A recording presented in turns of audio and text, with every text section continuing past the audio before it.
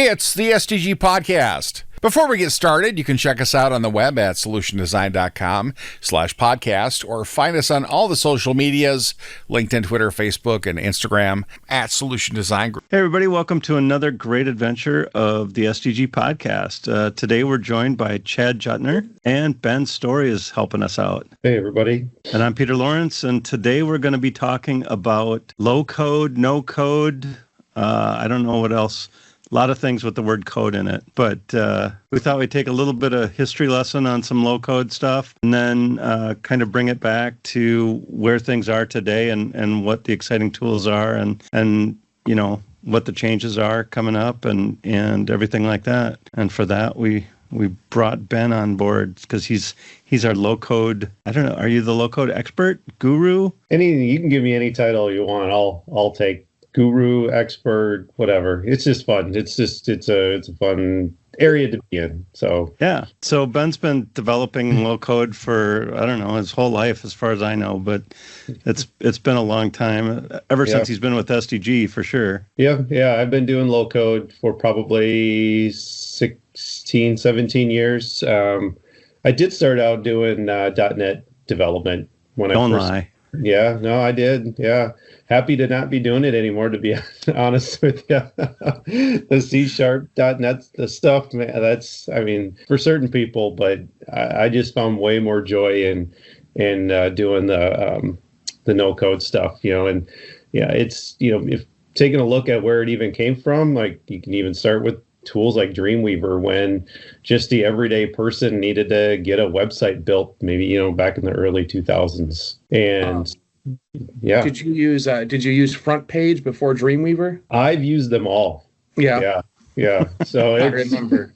Yeah, I remember using Front Page for intranet work back when we called them that. And the what was it, Peter? The controls, ActiveX. Is that ActiveX controls? Yeah, little ActiveX little active things you can drop in, and yeah, I mean I've used those tools at the beginning of my career. So so you went from Front Page to Dreamweaver to what? How did the evolution go from? Did you get HomeSite in there? What's that? HomeSite? HomeSite. No, I did not get to HomeSite, but okay. Yeah, it kind of evolved just from my career standpoint, then into SharePoint Designer was kind of the next evolutionary low code tool that I got into, along with doing some like access databases and info path forms and that kind of stuff. Just with my Microsoft background, it's just kind of the tool set that I fell in love with and started using and seeing Microsoft even evolutionize things over like the last 17 years has been very interesting as well. It's been a long time for sure. I mean, I remember using HomeSite. I avoided Front Page as much as possible. I learned those lessons early on. It's kind of like using Word to write your website. It does a great job on the surface, but underneath the extent that they did everything was just a little bit too crazy. But, you know, honestly, that early web sort of going from plain text editor to actual tools where you could drag and drop controls and build quick forms, I think led sort of that early charge. I know VB kind of was in that space as well with yeah. I remember doing that. Dragging the controls around and putting a little bit of code behind them. And I mean, that's kind of what you do today, right? Is that what you would call a low code solution? Is you put a control on there and tell it what happens when you click it or type in it or things like that? Yeah. I mean, essentially, it's kind of think about it as, you're dragging and dropping controls, text boxes, buttons, image placeholders, you know, all those types of things on what we call a canvas. And you might click on the button to configure it. And as part of that configuration, you might write a little script like a JavaScript, or, you know, there is some tools out there now that there are just so many low code platforms. Like some can get into extending it using C#, or some can get into extending the app or whatever that might be using Java frameworks. So yeah, That's just all really kind of depends. But essentially, yeah, I mean, it all boils down to drag, drop, and clicking to configure some things.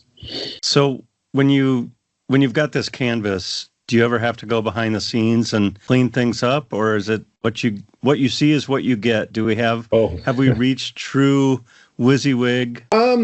I would say yes and no. Like, there are some tools that you can and they don't even allow you to get into the code to kind of extend things and stuff like that. But then there are some tools that, you need to kind of go behind the scenes and clean things up. I remember doing that a ton back in the, just to kind of circle back on the web development days of building websites. Like, even as good as tools like Dreamweaver, because I was with you, I wasn't a big front page person either. But that, trying to get the Dreamweaver license or whatever that might be, it was a better tool. There was often times where you're clicking the little button to see the code behind HTML, and you got to kind of get back into that code and finagle it a little bit to kind of get it to really do what you want it to do. And I still think there's a lot that kind of goes on with the low code stuff even today. Just thinking tools like Power Platform, or, you could look at Mendex or some other, bigger ones that you do need to get behind. But then, there's tools like Nintex that with like forms, you don't have to write any code. The button is where it is. The text box is kind of placed where it is. Like, there's really nothing more that you can do behind the scenes to get that done, other than maybe some CSS or something to kind of jazz up your styles. So, Chad, you went from front page to, I assume you were doing Java at the same time, because it would be unfair of me to think that you went from front page to Java. No, it was front page. It was front page basically to Java. I was a big consulting company I worked at way back when. We were big into the IBM WebSphere ecosystem. Yeah, WebSphere Portal, all of that stuff. And so we did a lot of, I was front page initially, and then just thrown into the deep end with the Java. And initially I was more on the administrative side of things, right? Getting these complex WebSphere deployments deployed and stable and all that, and then more into the coding side of it. But even back then, Ben, I think back to remember when portals were huge, right? Yeah. Oh yeah. And the idea was kind of sort of, there was a blend between low code and I don't want to call it like hardcore development, but low code and traditional development methodologies where you can kind of do a little blend of both with portlets, right? Yep. And then you deploy them into a portal container, and then that portal container would be, orchestrated to build this entire, back then it was still basically intranets. I don't know that I built a lot of external facing. I don't know that I've been involved with a lot of external facing portal deployments outside of one very notable exception. But that was, I think that was early versions of low code for me too, more so than Dreamweaver and Front Page and Access. But that actually felt like your IBM and I think LifeRay and WebLogic, they all gave you tools to quickly develop your individual portlets. Yep. And then you hand that off, and then those get kind of absorbed into this entire portal framework and deployed and blah, blah, blah. That was, I think, an early version, that must have been, what is that now, 20 years ago that we were doing that, Peter? Is that all right? Hard to think about that, right? Only 20 years ago, back in 2005, we were doing that. But yeah, that was, I think I did a lot of, if I think of it that way, I think I did a lot of low code development back then. It was just the tools were just so different than I'm guessing what Ben gets to work with today, right? Oh yeah. And then web-based UIs, all the UIs were fat clients. They weren't these thin web clients. They were horrible, written in Java Swing and Visual. I don't even know, man. Well, and Flash and ActiveX controls took a big step, right? And Silverlight took a big step to let's put the desktop app into a web page and just make it happen that way. And I think we lost a few years of our lives to that. Oh man, yeah, that was not fun. No wonder why those technologies don't really exist anymore, because they weren't super useful. Yeah, I don't remember. I mean, the last time, I mean, on the Java world, we had the applets, right, that would get loaded into pages, and you had the ActiveX controls, and you would have Flash, and you have all these other things. But looking back on that, like, I mean, I was fortunate to work with folks smarter than me that like recognize that as like, that's just silly. Like, we don't need blah, right? Like all the we build in logic on the back end, and it's whatever. Very similar model to how we still do things today. But that stuff was, I mean, they were I don't know, they were disco balls, they were shiny objects, they were like trinkets that you threw out there. And I remember whenever you would go to a page that had like an ActiveX control or an applet from a Java applet, all of a sudden I would just hear my fan or something start, or the hard drive like just start cranking, because it was always horrible. And how many of those little yellow bars did you get across the top that you had to like enable all of it? Yeah. Every single site. Yeah. And then, you know, before we even really secured them, it was, I mean, there was a period of time where those things had access to your, you know, machine without. Oh yeah. I mean, it had a lot of lessons. Yeah, there was a lot of security and other lessons learned over time. But by going through those painful steps, right? Like maybe we wouldn't be at Power Tools if we didn't have Silverlight or whatever, because it was, well, we need something better, so let's build Power Tools and Power BI and things like that to help people do their job, but without all of the baggage that's coming along with those other tools. That's a good point. Like, not knowing, I mean, it seemed like a good idea at the time, right? Like some of these little things, like you actually have to feel that pain a little bit before you realize that it's not the way. Oh, yeah. I mean, I'll just put an ActiveX control to show the stock market here, because that's going to be way easier than doing something else, right? And so that kind of simple shortcut that, you know, turns out, there's always a turns out in software development, I think. Even today, we kind of we keep pushing browser technology further and further and further. And eventually we're going to be like, why are we using browsers? We should go back and write these apps standalone, and then the pendulum will swing back. It's almost like we're building components now. You know, like, because they're more reusable, they're more functional, and you can use the components in low code, and you could possibly even use the components in different applications. Just thinking of like a stock price ticker or pulling, any APIs off the web. It's, we can, in the low code space, we can build custom components or web parts or whatever the tool calls them, because everybody calls them something slightly different. But we can build those to help extend things out to bring in some third-party data. And so it's still nice that we're not necessarily like stuck in a box, but it's still funny to see, as we talk about this, like how much of those things that we used to do, we still kind of do them, but we've just figured out how to do them way better. Yeah, a lot easier, a lot less intense development to make it happen, and things like that. And a lot of these companies are putting together a lot of great little widgets, right? Yeah. Yep.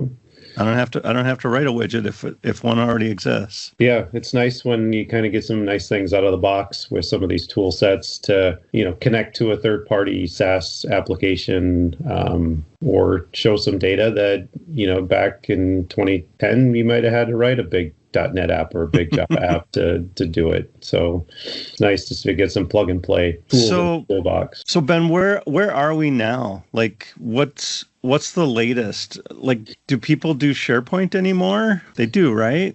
Oh, yeah. It's, looking at it, it's with these things, it's all about trying to make IT more productive. And whether that's, somebody in IT learning these tool sets, or maybe somebody's in the HR department. It's like, oh, I want to do low code, and they could go do some training and do it to help pick up velocity. Hold on.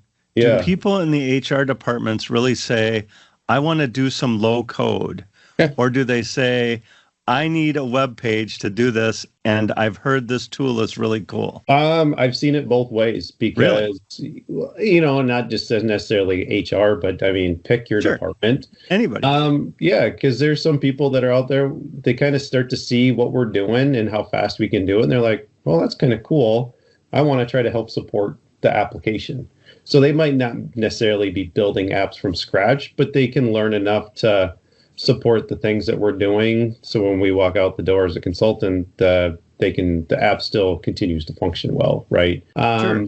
But to kind of get back to your question originally, yes, people are still doing SharePoint. SharePoint has definitely evolved. Just thinking of the components that we used to do, we used to had to program custom web parts in C#, go through very heavy app dev deployments to get the information on the server. So then the code could be approved and, all those types of things before it hit our production SharePoint sites back in 2007, 2010, when we did primarily on-prem things. But yeah, it's definitely evolved. And people are still building intranets today using SharePoint online and Microsoft 365. That's true. Yeah. And, now we're getting into the Copilot stuff, and which is just, that's a whole other can of worms that we can talk about at another time. But Copilot is Microsoft's AI tools. Correct. Yep. Yeah. Chatbots that plug into Office and have it help you summarize documents or summarize meetings from Teams and, all that kind of stuff. Plus, you can build, bots, your own custom bots using LLMs and stuff like that too. But yeah, I mean, where low code is at, it's crazy how popular it is between everybody having Microsoft 365 and the Power Platform at your fingertips. And there's so many companies out there that have tools to build low code apps on, and all of them, they serve a purpose. I mean, we've worked with a few of them. You've worked with a couple at some of your clients, and it's interesting just to see, even thinking of like AWS, like there's some tool sets that kind of have some low code things even baked into them. Just thinking of like setting up a, Bedrock from a Gen AI perspective, it's not necessarily all coding that you're doing in that. There are some low code components to a lot of different things. So I think companies are seeing the value in having it in their software. It's just finding out where they are, and it's been fun to see the evolution of it. I think some of the really cool things that I've seen outside of the stuff that you work with, Ben, I was a huge user of Zapier. That felt very low code-ish, right? Like it's all just kind of like feeding one API into another API, and a lot of pre-built steps to do whatever, right? Just like the what's the other site? If this, then that, right? Yeah. IFTTT. Yep. You can actually, like, anybody can go and say, like, I'm going to authorize my Spotify playlist or my Spotify account, and I'm going to give it access to my my email, and here's my cell phone number, and blah, blah, blah. And anytime you see a new artist or new album, send me a text or whatever, right? Like, you can build these little workflows. And those seem like more geared towards the consumer side, like, the just moms and dads and whoever, has an interest. But I've also started to see more and more of that. I mean, especially over the last decade, kind of deployed internally to organizations. And if they recognize the value of just like exposing their data, like cleaning up data, right? Exposing it to folks internally, and then just letting those same people build with it, right? Like that is super powerful. We have a client of mine kind of does that a little bit with reports, right? And the reports that they can build with like dozens of different data sources are super valuable, pretty incredible. And they don't need an entire application. They don't need a whole thing around that. They really just need a PDF in the hands of a few people every morning. And that feels very low code-esque to me, right? Like it's kind of data, it's all data, but it's also like the ability to assemble these things is, it feels very much like it's in the low code domain. Do we do a lot of that, Ben, like the BI reports and the and that sort of thing? I'm sure we do some of it. Yeah. Oh, yeah, for sure. Like Power BI is a part of the Power Platform, so we definitely are doing things like that. And we see some other things come up from time to time. I mean, you got the QuickSight stuff on the AWS platform that we've built. Charts, all the different things on QuickSight, and so yeah, we can do all that different stuff. And definitely the Zapier stuff was almost like the innovative cloud workflow. When they first came up and you're like, oh, I can connect Box and my email and this thing all by configuring this Zapier process, like it was pretty evolutionary at the time. And it's been interesting just to kind of see where that workflow has really gone, because that's kind of the other side of the coin. We have the app dev side, which we can build really cool applications, but we also have the workflow side, which I feel like often gets overlooked. And just tons and tons of value. And yes, you can gain ROIs in your development, because we can, rapidly develop something maybe in 3 months, 4 months that might take 6, 8 months, right, on traditional development. So we can probably cut it down in half. But when you start to look at, business processes and moving paper from desk to desk, or generating documents, or connecting systems to pull data and try to really streamline those things, that's to me where low code can really shine, and building these low code workflows. That's a great point. I know, Chad, you were talking about reports, and that was kind of a lot of people's first foray into this low code space was, I need to build a report, and I don't want to build a report. I just want to drag and drop some things and have it produced, right? And now I don't want to build a workflow anymore. I just want to have step 1 go to step 2, go to step 3, and I'll build I'll configure the connections, but I don't really need to build the logic into that workflow, right? That there's so many great workflow tools out there that control that whatever you want to call it, piece of paper or piece of work from going from A to B or whatever, right? Yeah, technically, you kind of still got to build the logic a little bit. The Gen AI tools are really come a long ways, where you could kind of just describe what you want to do, and the workflow engine could just kind of build the workflow for you. And then, you just got to configure the connectors, and it'll get you 75% there. But you still kind of, got to drag and drop some things. Like if you want to send an email or assign a task to someone or create a document, you still got to tell the workflow engine when and where you want that document created. But essentially, they're so sophisticated these days that I wouldn't say it's easy, but it's definitely a lot easier for us to build those processes and mimic business processes, like how a business will function or how that piece of paper may move from desk to desk or whatever for an approval, than it ever has been for us. Yeah, and I know those have been great for even just internal SDG things, to have those workflows available and to do, it makes a simple sign-up sheet so much better, right? Everybody gets signed up. The people that need to know get the right notifications and all of that. And it's really, it takes what, half a minute to put some of those together. Yeah. We obviously do a lot of events here, and we create online sign-up forms, and we got it down to where we can build that sign-up form in probably 10 minutes between building the form and building the workflow that, saves the data in a SharePoint list, or maybe in a different table, depending on what tech we're using. And then drop a notification on your Outlook calendar, so then you get reminders to say, hey, you signed up for this event. Make sure you get there. And I think like our attendance by using the automation and these online tool sets has gone up a lot for our different events, because I think before people would forget about them, because for sure, as humans, we're like, I'll remember to go to that thing, and it's like you're not going to put it on your calendar. But now that it's it's on your work calendar, it makes it a little bit easier to get to. It helps people be more accountable. Chad, just hearing that described makes me think about all the coding that I would have had to do in the past to make something like that happen, and connect to an SMTP server or service, build a web form, write it to a database, create a database to hold that stuff, all of those kinds of things. It's just a whole different world now. it feels like it takes away all of like, I just call it like commodity coding, right? Like database connectivity and connectivity to external systems. That's all like, those are patterns that we've been kind of copying and pasting for the last 20 years.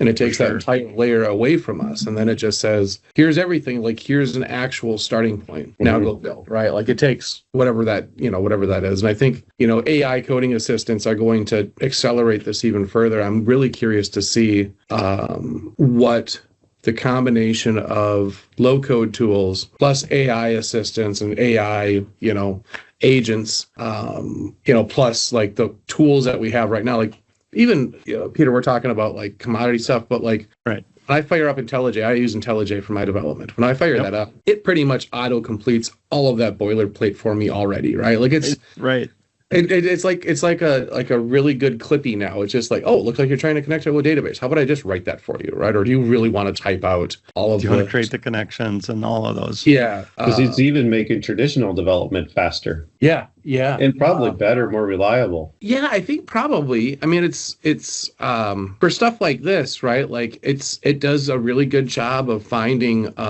like loops that are never going to like, hey, it looks like you're looping through something here and it's never going to exit, or connection leaks, or like a lot of the anti-patterns that you just kind of like, you start a project and you're still working on the same project 4 years later and you forget all the stuff you did 4 years ago and you start patching code into places, and it's hard. It's really good at helping you guard against yourself in that, like, oh, you're just throwing this little, it looks like you're looping through a list, right? Well, you're never going to leave and it's going to cause this bug. It finds defects before you do. It finds a lot of that stuff. I still don't feel like Peter and I are going to be out of a job anytime in the next decade. I don't think so. I don't think so either, because there's always a time and a place where low code might not work. And it's just the fact of the reality. And, Peter and I have done many of pre-sales calls together, looking at a lot of different applications, and we've had a lot of different discussions on, this one's probably not right for low code. This one probably would fit, the skill sets of what we got going on with Power Platform or whatever that might be. So I definitely think they're going to coexist for quite some time. I'm still on the boat of it's going to make, it's already made me a better developer, a faster developer. Right. It's caught mistakes that I've made a handful of times. And so in the future, we'll be able to an engagement that might have taken like 8 guys, right? A few years from now, that might just be 4 guys with AI, sidekicks. And I think that acceleration is just going to get faster and faster and faster. Now, do you think like simply a better, I want to say IntelliSense because that's the Microsoft one, but what's the IntelliJ sort of before AI helper? Yeah, we're not like you guys. We don't have to put a brand name on everything. Our autocomplete is just all I can say is Microsoft's marketing department is incredible. They are amazing. I don't know, they're probably going to all be out of work when AI comes up with all the new words for all the different things that they're building. But I think if anything, it's gonna transform us a little. The combination of low code tools getting better and better, and even like AWS, right? Like we're huge into AWS, and a lot of these AWS services are almost Zapier-esque, right? Where it's like, here's your SDK, here's how you like whatever, right? Like they could just take it a half a step further to make it, and I'm sure in some cases they already do. I don't go into the console every day anymore, but like those services provide you commodities for like every single type of service you would need, right? Like you want a queue, there's a queue. You want an email service, you want to send text, you got whatever, right? It's all there. You want a database. Yeah, Secrets Manager. I'm in there every day. You want to connect to a data? Here's a database. Here's a graph database. Here's everything you could possibly need. And they make it so simple to connect to all this stuff. And then you combine that with low-code tools. And then the tools that we're using every day.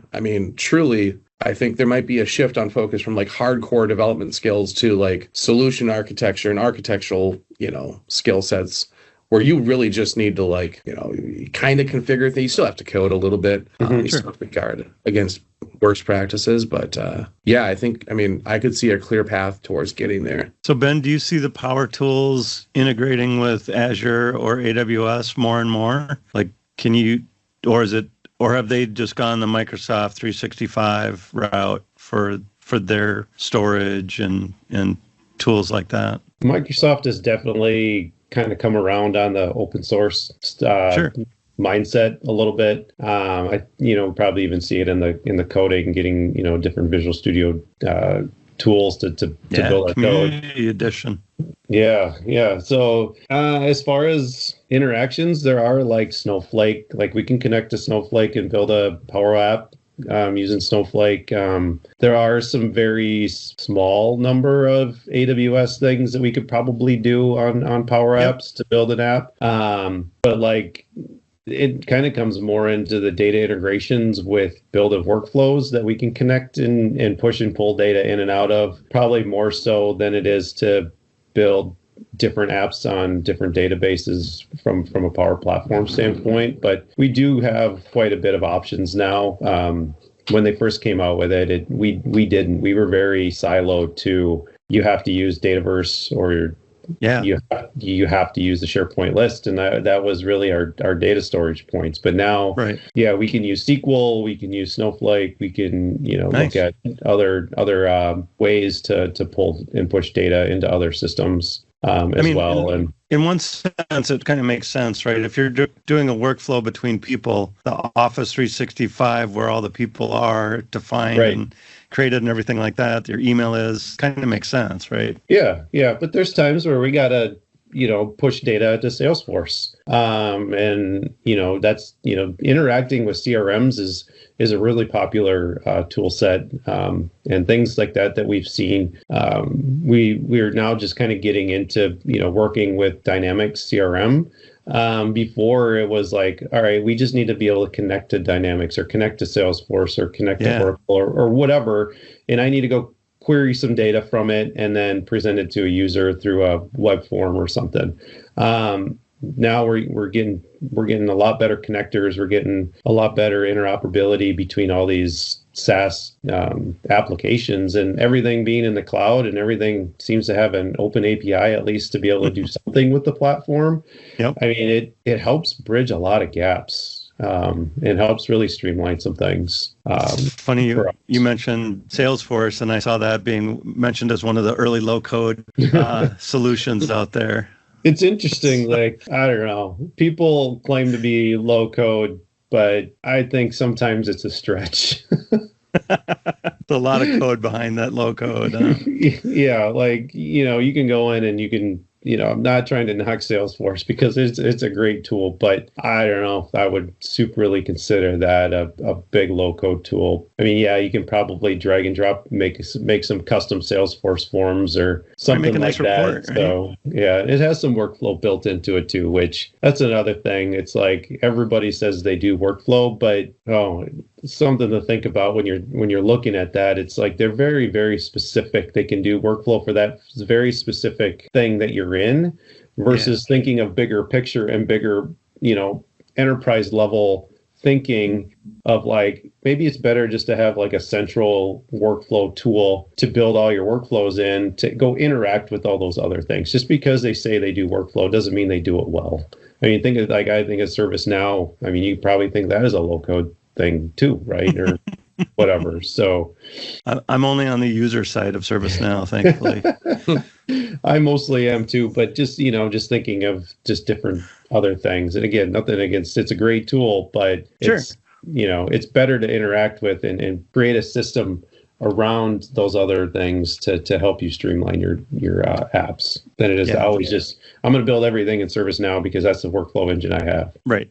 Or Salesforce or whatever that might be, because then you're getting too siloed. You're kind of going to always be a Salesforce user that way. Yeah. And always pay for that licensing and everything like that, right? Instead of being able to break away maybe and go to another CRM. Yeah, 100%. It allows your business to be more agile, make pivots when you need to pivot. So Ben, where's that?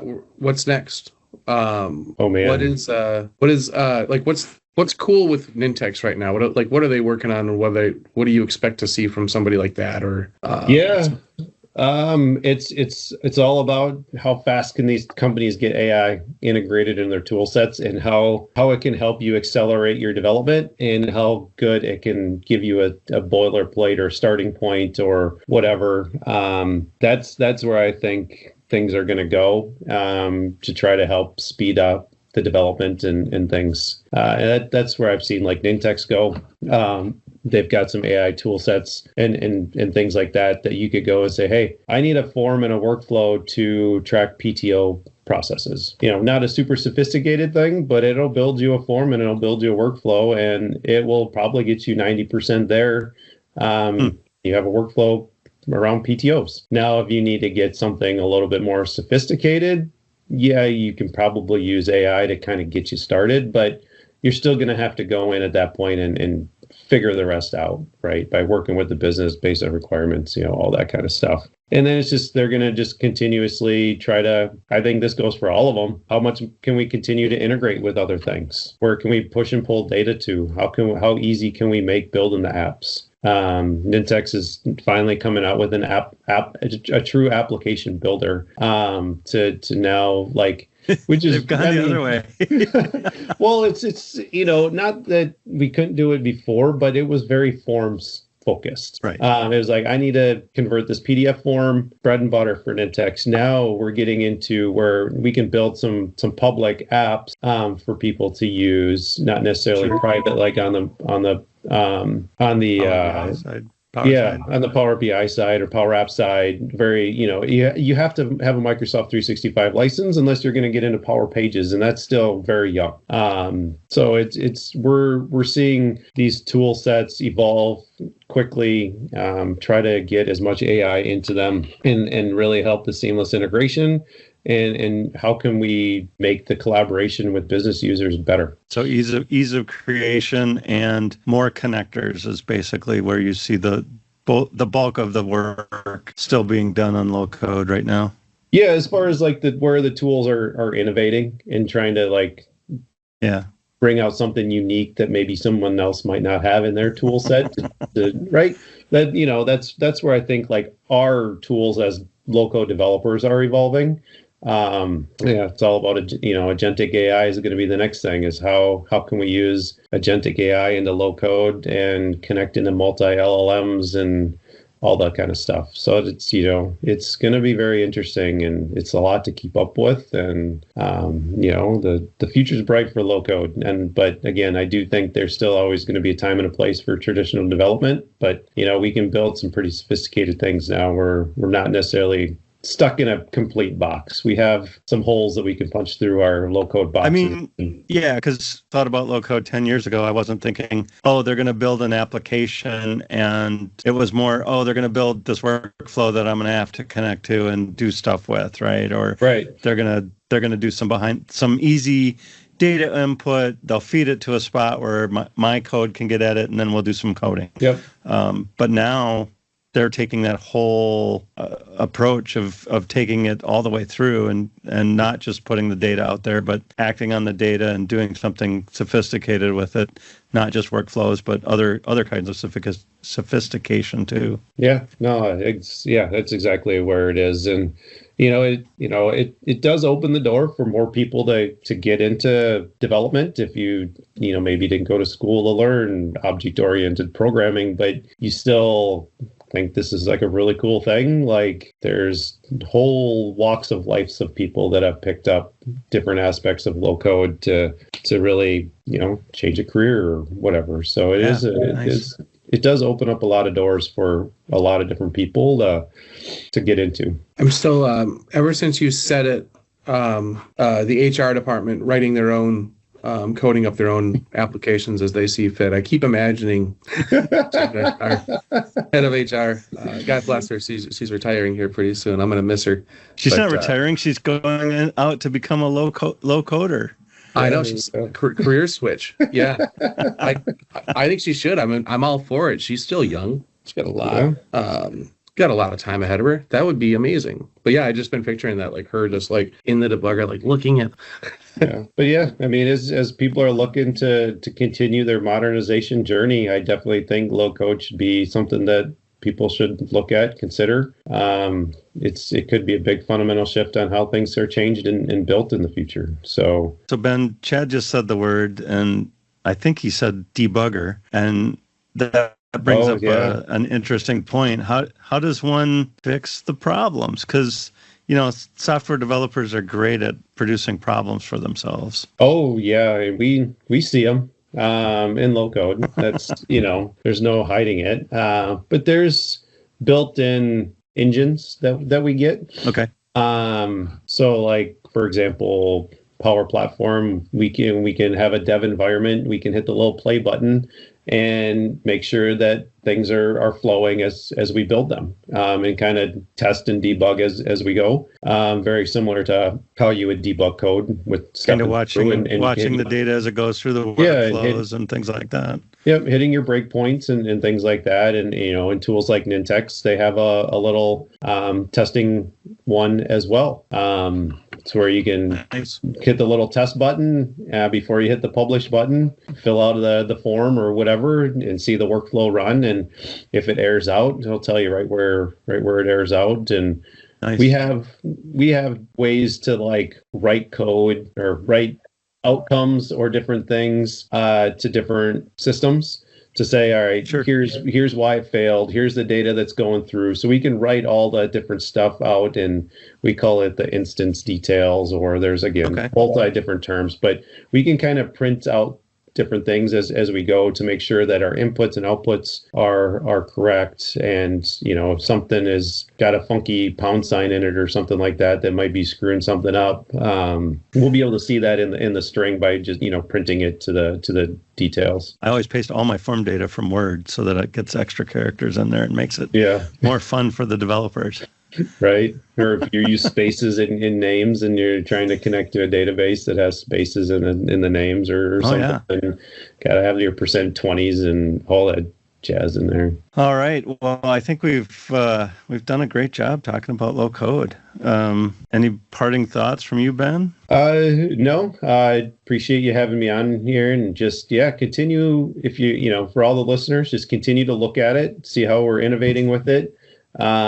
Don't rule it out right away. I would always, have it as a consideration and see how fast we can integrate with it, because we can definitely help modernize legacy systems with low code as well as traditional code. So continuously look at the involvement of it and evolution of it, and don't ever rule it out right away. Awesome. They've gotten really good about talking to different platforms and such, so that you can work with normal code and low code put together, right? Yes. It's not one or the other.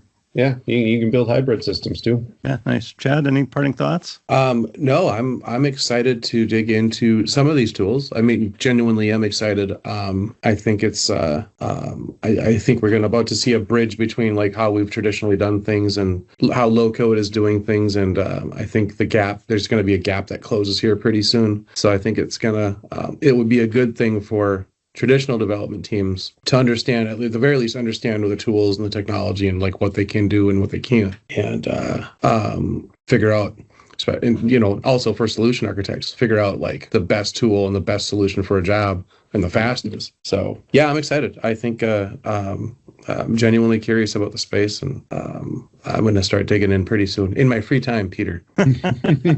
Copious amounts of free time.